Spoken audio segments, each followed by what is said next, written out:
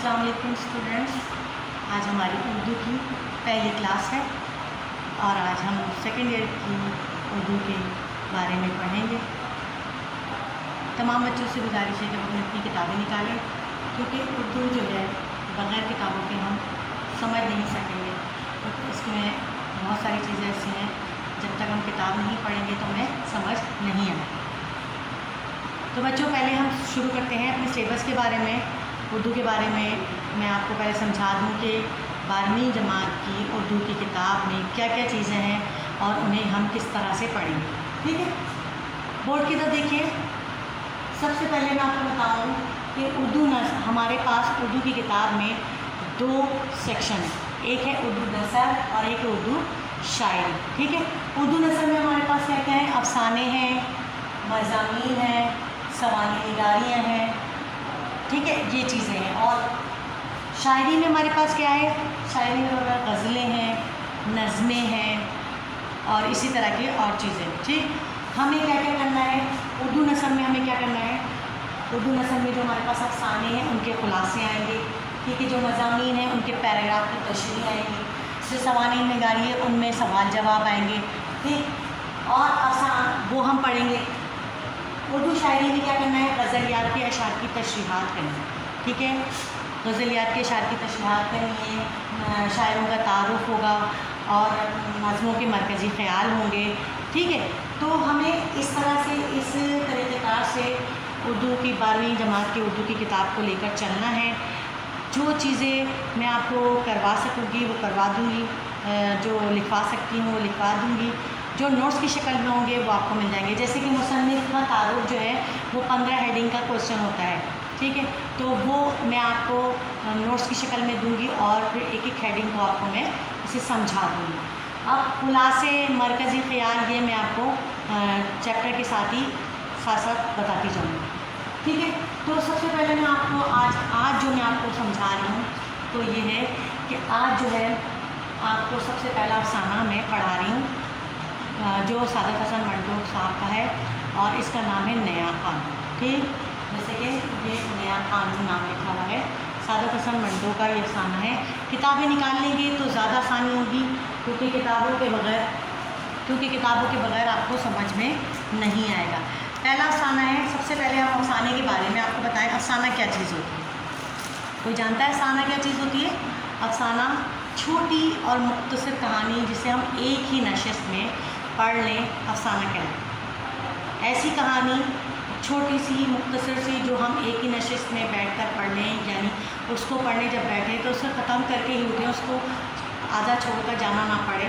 छोटी सी कहानी।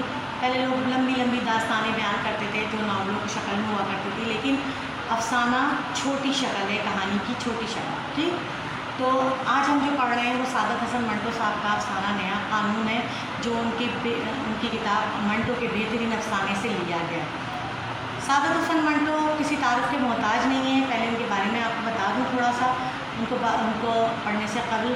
सादत हसन मंटो उर्दू नसर में, उर्दू अदब में एक नसर निगार के हैसियत से मौजूद हैं और इन्होंने ड्रामे, अफसाने लिखे। 200 से ज़्यादा और 150 से ज़्यादा इन्होंने अफसाने और ड्रामे लिखे। इसके अलावा उन्होंने खुतूत निगारी भी की। सही, इनको बेबाक नसर निगार कहा जाता था। निडर थे बहुत, क्योंकि इनमें कौमी एहसास और कौमी जज्बा जो है ख़ास पाया जाता था और इस पर जब लिखते थे तो इन पर पाबंदी लग जाया करती थी, इसलिए इनको निडर और बेबाक नसर निगार यानी मुसन्निफ़ भी कहा जाता है। सादत हसन मंटो का जो है जिसमें आपका ये वो सादत हसन मंटो का नया कानून, इसका मरकज़ी किरदार जो है वो मंगू कोचवान। मंगू कोचवान एक ऐसा इंसान है जो पढ़ा लिखा नहीं है, लेकिन लंबा चौड़ा ताकतवर टांगे वाला है, कोचवान है। ठीक है, देखिए हम लोग कंफ्यूज होते हैं कि टांगा कहते हैं, ज़्यादातर जो बच्चे हैं वो टांगा ही कहते हैं और ये इसकी गलत जो है तलफ़्फ़ुज़ है। टांगा कहा जाता है या कोचवान कहा जाता है ऐसी गाड़ी जिसके आगे कोई जानवर लगा हो और उसे चलाने वाले को कोचवान या टांगे वाला मतलब कहते हैं। ठीक, तो अब हम मंगू कोचवान के बारे में पढ़ रहे हैं। मंगू कोचवान एक बहुत ہی اہم کردار ہے اس افسانے کا، جو ایک لمبا چوڑا طاقتور انسان ہے لیکن پڑھا لکھا نہیں ہے۔ منگو کوچوان جو ہے وہ اپنے لوگوں سے، اپنے قوم سے، اپنے ملک سے بڑی محبت کرتا ہے۔ یہ پاکستان بننے سے قبل کی کہانی ہے، جب جو انگریزوں نے ہندوستان پر قبضہ کیا ہوا تھا اور مسلمانوں کو بہت تنگ کیا ہوا تھا، اور جو منگو کوچوان ہے وہ چاہتا تھا کہ مسلمانوں کی آزادی دوبارہ مل جائے، اور وہ گوروں سے سخت چڑھتا تھا، سخت نفرت کرتا تھا، انہیں ٹوڈی بچہ کہہ کر اپنے دل کی بھڑاس نکالتا تھا، یا سفید چوہے کہا کرتا تھا، وہ ان سے اس قدر نفرت کرتا تھا۔ منگو کوچوان کی کہانی اس طرح سے کچھ شروع ہوتی ہے کہ یہ منگو کوچوان جب اپنی سواریوں کو اپنے تانگے میں بٹھاتا اور ان کی باتیں سنتا تو ان سے خود سے ہی نتیجہ اخذ کر کے اپنے دوستوں کو بتاتا۔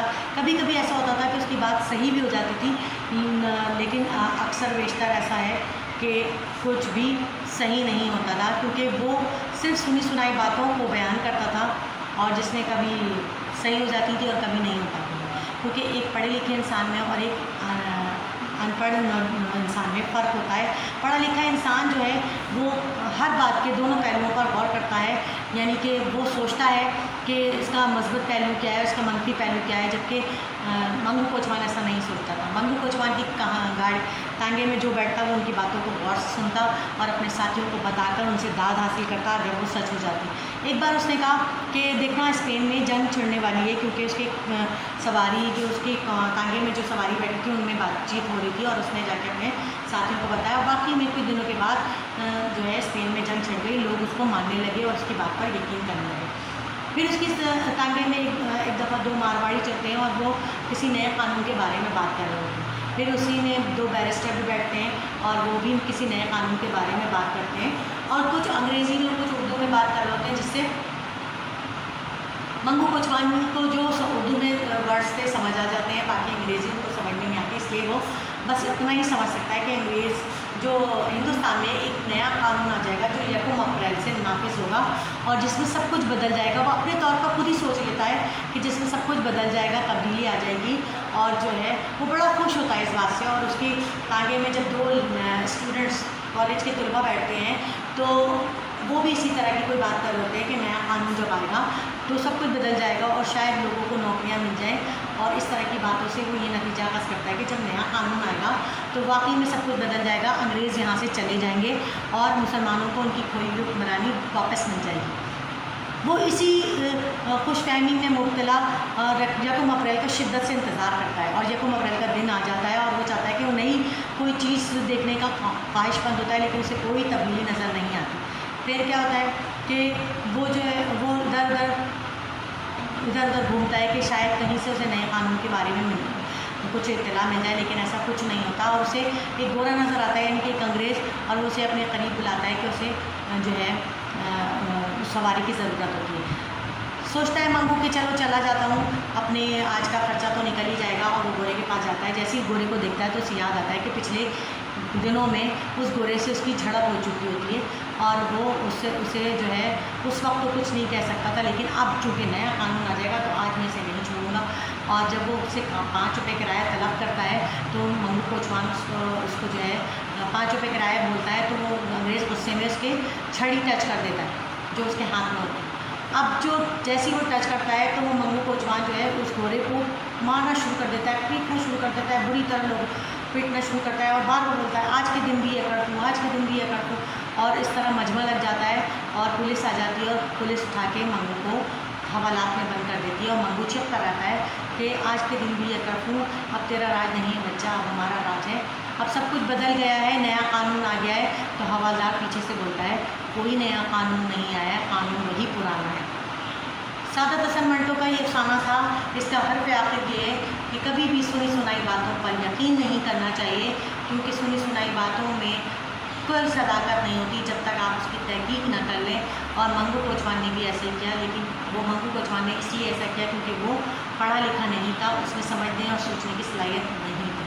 ٹھیک ہے بیٹا، آج کا جو یہ لیکچر تھا یہ ختم ہوا، اور آپ کو میں نے نیا قانون کا خلاصہ سعادت حسن منٹو کے تعارف کے ساتھ سمجھا دیا، بتا دیا، اور آپ لوگوں کو سلیبس کے بارے میں بھی بتا دیا۔ अब ये आइंदा आने वाले दिनों में मैं आपको एक खुलासा समझाऊंगी। अब आप लोगों का असाइनमेंट ये है कि आप मुसन्निफ़ का शॉर्ट तारुफ, जिसमें 3 से 4 लाइनों में उसका शॉर्ट तारुफ के साथ ये खुलासा आपको लिखना होगा, ठीक है। और इसका हर पे आकर, यानी कि हमें इस खुलासे से क्या मकसद हासिल हुआ, क्या सबक हमें मिला, वो हर पे आकर की सूरत में हेडिंग डालकर आपको नीचे लिखना है। ये आपका असाइनमेंट है। अल्लाह हाफ़िज़।